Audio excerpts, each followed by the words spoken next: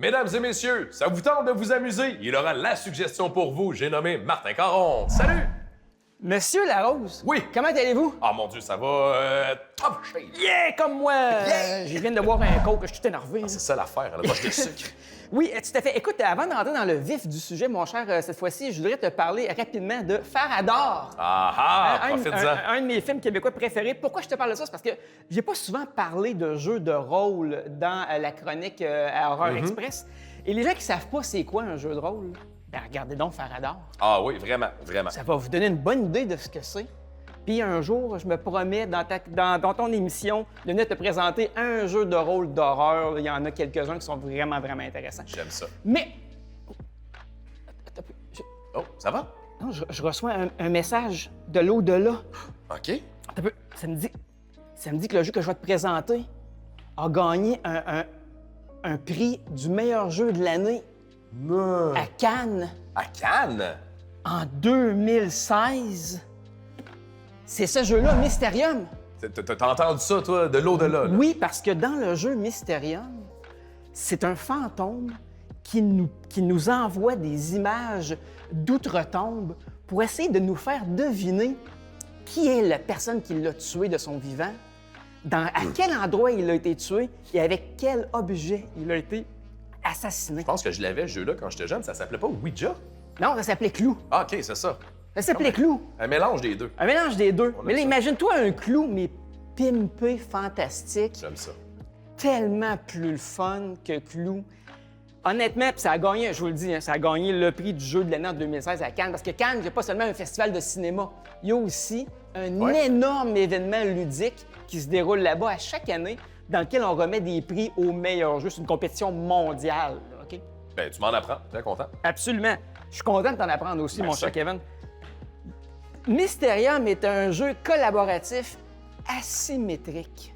Asymétrique. Oui, monsieur. Qu'est-ce que tu veux dire par là? Ça veut dire que les joueurs vont interpréter des médiums, hein, des clairvoyants qui réussissent à capter des messages d'outre-tombe et un des joueurs va interpréter le fantôme.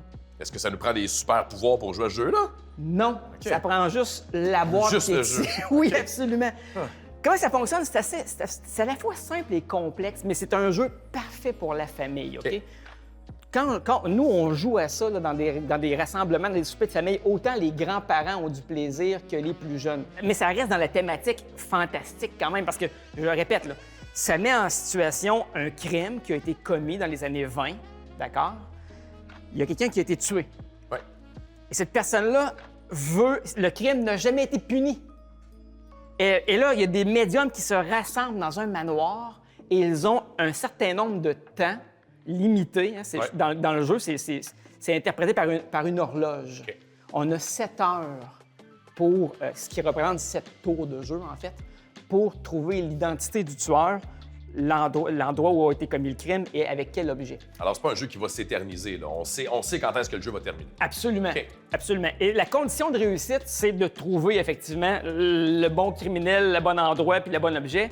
Puis la raison pour laquelle on perd dans ce jeu-là, c'est si on n'atteint pas cet objectif-là en dedans de 7 tours de jeu de 7 heures. Alors, on joue contre le jeu? C'est un jeu collectif contre le jeu ou on joue l'un contre l'autre? Non, on est tous ensemble. Je t'explique comment ça fonctionne. OK. C'est un jeu en partant qui peut jouer de 2 à 7 joueurs.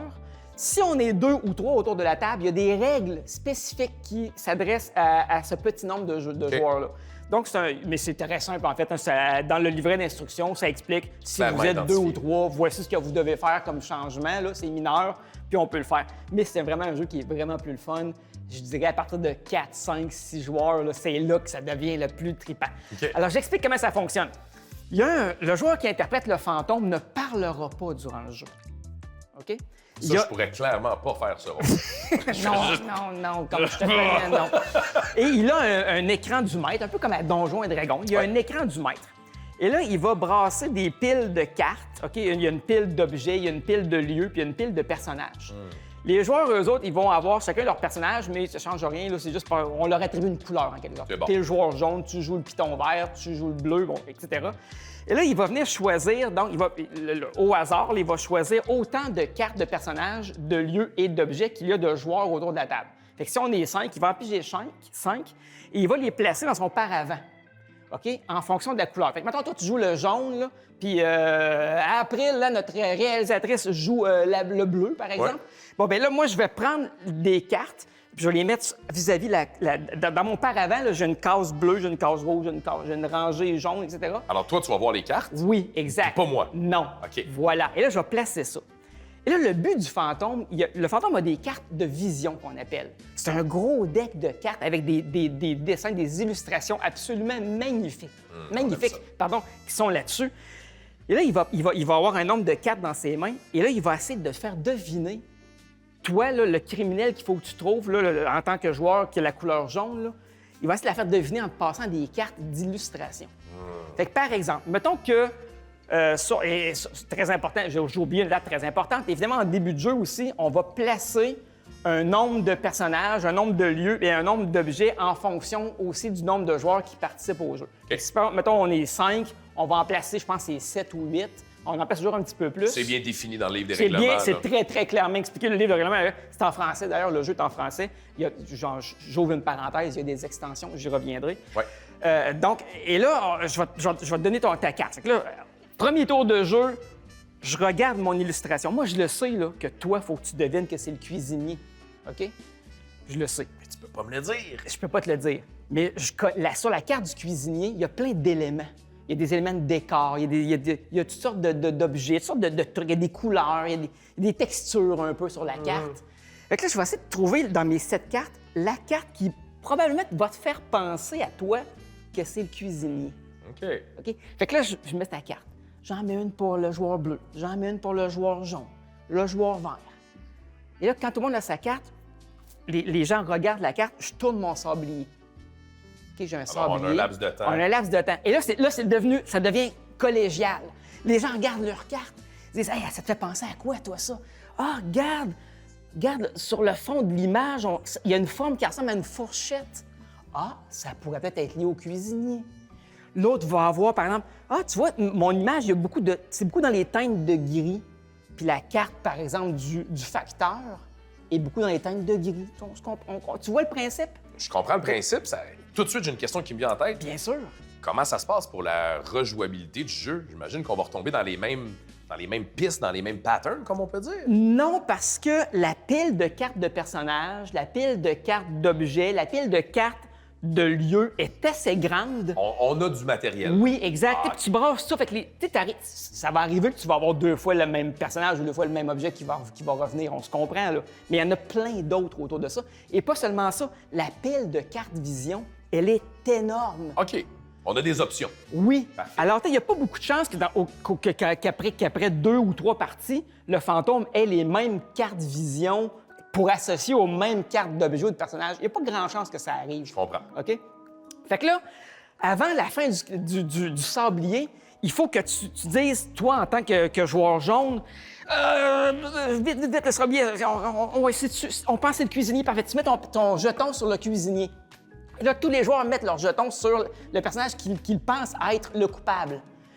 Quand le sablier est terminé, cette phase-là s'arrête. Et là, le fantôme ne peut pas parler. Il va faire comme lors des séances de spiritisme. Il va cogner 1 fois pour un oui, 2 fois pour un non, par exemple. Fait que là, le joueur qui interprète le personnage jaune va dire « Est-ce que mon coupable que je pense, est-ce que c'est le cuisinier? » Le fantôme va faire « Ah non, c'était pas lui! » Et on continue un tour. Exact. Est-ce que c'était... Ou si c'était lui, il cogne 1 fois, tu vas prendre la carte et tu vas la garder de côté.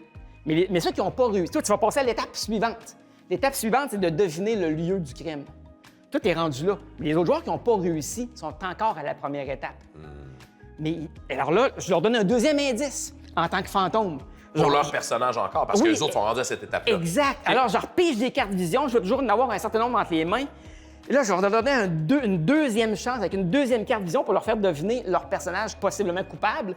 Tout est rendu au lieu. Et je vais donner maintenant une carte qui correspond à un de ces lieux-là. Ça peut être difficile. J'ai plein de scénarios en tête. Ça semble intéressant. C'est super intéressant, mais c'est pas évident. Et c'est pour ça que c'est important de s'entraider aussi, parce que le joueur qui traîne de la patte et qui ne vient jamais à deviner, là, bien, il n'arrivera pas à la fin. Puis si tu n'arrives pas à la fin avant les 7 tours de jeu, c'est fini, on a perdu. Tout le monde a perdu. C'est une défaite collective, parce que le fantôme, Il veut que vous gagniez, là. La condition de victoire Dans la du même jeu, équipe. c'est dans la même équipe que vous autres. Donc, on en arrive à tout ça pour qu'à la fin du jeu, quand supposons que ça arrive, là, tout le monde a réussi à deviner. Et d'ailleurs, je précise qu'il y a 3 niveaux de difficulté dans le jeu. OK. OK? Donc, le niveau de difficulté, ce que ça fait, c'est qu'il va mettre moins de cartes un peu disponibles pour les joueurs. Donc, c'est plus facile à deviner Je comprends. que s'il y a plus de cartes. Si on est 5 joueurs puis qu'il y a juste 6 cartes de personnages, c'est plus facile de deviner que s'il y en a 8. Effectivement. On se comprend? Fait que c'est un peu comme ça qu'on peut jouer avec le niveau de difficulté. OK. Il y a aussi une mécanique aussi qui permet aux fantômes de, s'il n'y a pas de cartes là, qui sont parlantes pour lui, là, il peut les jeter par piger 7 autres. OK? Et ça aussi, c'est limité par le niveau de difficulté. À facile, le joueur fantôme peut faire ça, je pense, c'est 3 ou 4 fois pendant le jeu. Il y a plus À d'options. moyen, c'est juste 2 fois, mettons. Puis à difficile, c'est juste 1 fois dans toute la game qu'il peut faire cette Dans option. toute la partie, Dans pas toute par tour, Dans là, toute ouais, la c'est partie. Voilà. Donc là, supposons que tout le monde a réussi à deviner le personnage, le lieu et l'arme ou l'objet. Donc, on est arrivé à la toute fin, il reste encore un tour ou 2 de jeu, peu importe. On a fait ça donc dans les temps impartis. À ce moment-là, c'est rendu à l'étape de deviner là, vraiment c'est quoi le scénario, c'est qui a tué qui, là, on se comprend? Donc, ce qu'on va faire, c'est qu'on le joueur jaune, tu as ta carte de personnage, ta carte de lieu, ta carte d'arme. Le personnage rouge, même affaire. Là, on va toutes les mettre sur la table. Et le fantôme, par une mécanique de jeu quelconque, là, je n'embarquerai pas dans tous les détails non plus, là, il va déterminer c'est lequel qui est le bon coupable, le bon lieu puis le bon objet. Et il va tenter de faire deviner ça avec ses cartes vision encore une fois. Mais là, attention, les joueurs ne peuvent plus se concerter rendu là. Fait que le fantôme va présenter 1, 2 ou 3 cartes vision selon le taux de réussite des joueurs. Donc, plus vite on va réagir vite, là, on va trouver l'information, puis plus de chance Plus on vite, va la avoir. fin va être facile. Puis plus il va y avoir de cartes pour aider, voilà. Fait que là, il va présenter la carte, les 2 cartes ou les 3 cartes en question. Les joueurs vont les observer, ils ne peuvent plus communiquer entre eux. Ils peuvent pas dire « Ah, ouais, regarde celle-là », puis c'est fini. Petit coup de pied en dessous de la table. Des fois, ça se fait. Hein, Ouais, mais là, si le fantôme s'en rend compte, il va tirer à la table à terre, tu comprends? Il va péter la gueule à l'autre. On ne veut pas en arriver là, surtout avec les grands-parents. Donc, trichez pas, c'est ça la leçon du jeu. Et là, les joueurs vont voter secrètement pour ce qu'ils pensent être le véritable scénario. Il y a des petits chiffres là, qui correspondent à chacun des scénarios. Ils vont voter secrètement, mettre ça dans une petite enveloppe. Et là, quand tout le monde a voté, il y a encore le sablier là, les gens ont un temps limité pour voter. Okay. Quand c'est fait, le fantôme va ramasser l'enveloppe et il va sortir les votes. Les réponses des gens. Exactement. Et si celui qui a le plus de votes, là je résume évidemment parce qu'il y a des mécanismes c'est un petit peu plus complexes que ça dans le jeu, là. Mais si le scénario qui a ramassé le plus de votes est le bon, c'est une victoire collective, tout le monde a réussi à gagner. Tout le monde a gagné. Sinon... Mais sinon, c'est un échec et on joue une nouvelle partie, hein, tout simplement. Je te disais qu'il y avait des extensions parce que tu me parlais tantôt, tu disais « Ouais, mais là, à un moment donné, on va finir par faire des liens entre les cartes. Ouais. » Justement, il y a des extensions qui rajoutent un paquet de nouvelles cartes. Donc, il y en a 2 extensions, Secret and Lies, puis l'autre qui s'appelle, je pense, Hidden Signs de mémoire. Est-ce qu'on les a en français, ces Oui, extensions-là? ils sont en français, les titres sont en anglais, mais, le contenu est en français. Mais en fait, le contenu est bilingue. Okay. Dans la boîte, tu as les versions françaises et anglaises. Qui permettent d'ajouter des nouveaux objets, des nouveaux personnages, des nouveaux lieux, des nouvelles cartes vision. Ce qui fait qu'à un moment donné, tu sais... Le jeu prend une grande ampleur. Oui. Ça va être assez subjectif aussi. Si je prends mon fils de 10 ans pour être le fantôme versus que je vais prendre mon père à 65 Absolument. ans, on n'aura vraiment pas la même vision du fantôme ou les mêmes... Ben, je parle de vision, hein. On n'aura pas les mêmes informations, j'imagine. Là. Voilà, t'as tout compris, mon cher Kevin? Ça semble être très intéressant. Un jeu qu'on peut trouver un peu partout. Partout. Génial. Alors, vous l'aurez entendu. Si vous voulez mettre un peu de mystère dans votre vie, jouez avec le plus bavard de la maison et lui donner un rôle où il sera complètement muet. Mesdames et messieurs, c'est avec notre chroniqueur Martin Caron que vous l'aurez entendu. Oh, ça va, Martin? Oui, j'ai d'autres messages.